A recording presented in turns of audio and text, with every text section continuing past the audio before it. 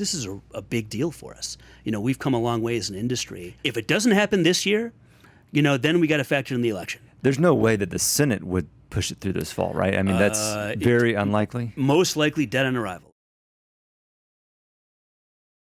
To me, this was a big development for the industry. It was a moral victory. It was an important victory for us. The industry's worked very hard, I think, to get to that place.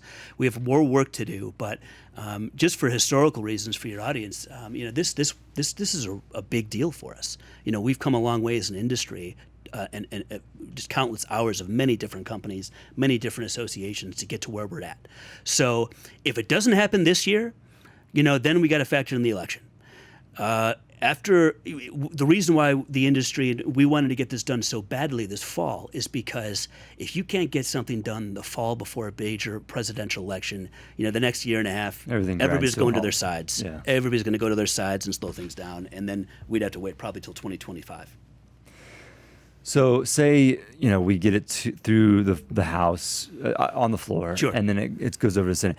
There's no way that the Senate would push it through this fall, right? I mean, that's very unlikely. Most likely dead on arrival. And that were the words probably of Senator Warren herself. And that's, again, it's unfortunate, but look who controls the U.S. Senate. You have Sherrod Brown, of course, the Senate banking, and Senator Warren, who has got enormous influence in this administration with Joe Biden.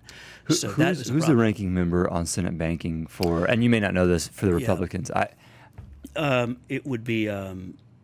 I'll Google it while we're talking. To Google it, I feel I'll like Google it while we're talking. Yeah, Ron would know.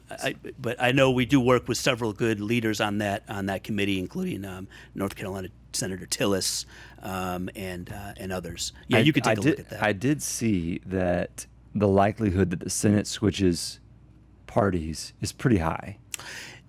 Interestingly enough, it's actually, based on the polling, it's more likely that the Republicans will re-win the Senate and potentially lose the House, which would be very interesting. That's fascinating. Yeah. Things can happen either way, but the Democratic Party has an extremely uphill battle for their defending their Senate map.